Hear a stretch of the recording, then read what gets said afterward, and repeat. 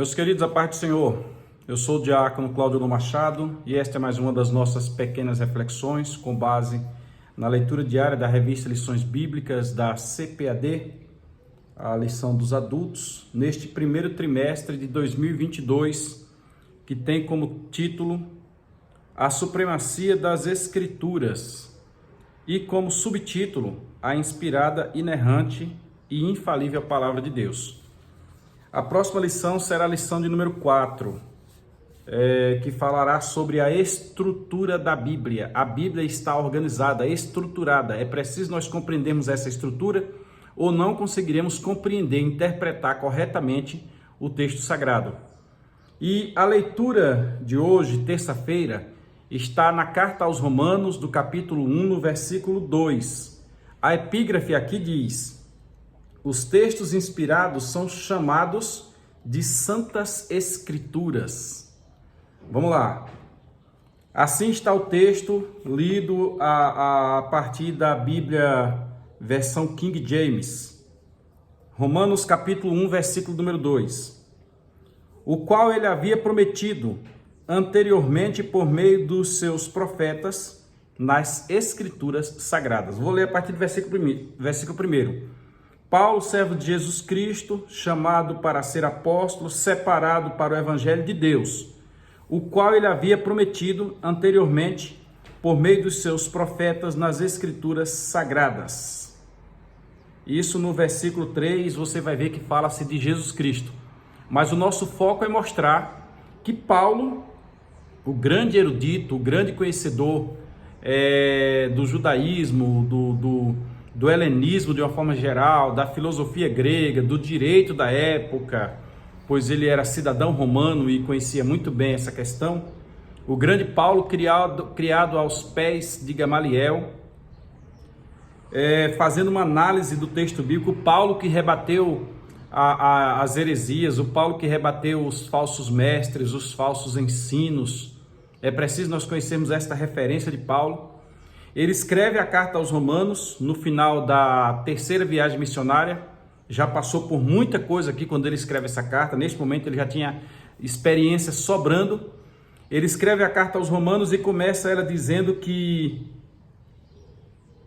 os profetas do Antigo Testamento fazem parte das Sagradas Escrituras. Se nós analisarmos o Mestre, o Senhor Jesus, Jesus faz referência ao Antigo Testamento dizendo leis, escritos e profetas. Jesus reconhece este texto sagrado do Antigo Testamento. E isto para rebater o texto que não é sagrado. Por exemplo, o livro de Tobias, nós não temos referência a ele na Bíblia Sagrada. O livro de Judite, nós não temos referência a ele no Novo Testamento ou mesmo em outros livros do Antigo Testamento. Os livros de Macabeus, que entende-se que são mais de 2 livros, não são somente 2. Nós também não temos referência no Novo Testamento. Livro de Eclesiástico, não confundir com Eclesiastes. Nós não temos referência dele no Novo Testamento. Existem acréscimos, são 7 livros ao todo. Existem acréscimos como Bel e o Dragão, a história de Susana, que esses textos não têm referência alguma no Novo Testamento. Se Bel e o Dragão tivesse alguma referência escatológica, o Daniel teria falado sobre ele e no Novo Testamento Paulo teria falado sobre ele, como também nós teríamos João na revelação do Apocalipse comentado sobre ele também, mas não comentaram.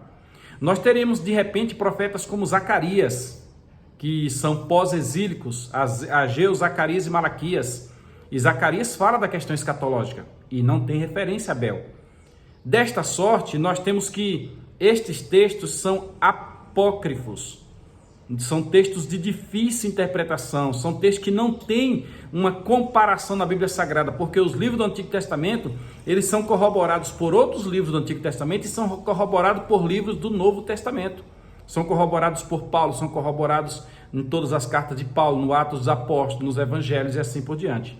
Desta sorte, a Bíblia, como diz a nossa epígrafe aqui, os textos inspirados são chamados de Santas Escrituras. Os profetas que são inspirados por Deus, os seus textos foram incluídos no Antigo Testamento na visão do apóstolo Paulo como sendo textos sagrados também, textos que fazem parte da Sagrada Escritura.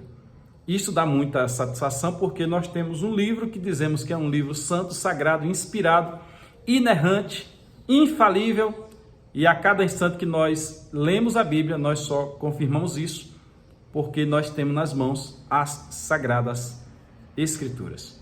Domingo próximo, quando estaremos estudando a estrutura da Bíblia Sagrada, nós estudaremos no ponto de número 2, o Antigo Testamento, os livros do Antigo Testamento, e chegaremos na divisão onde fala dos profetas maiores e menores.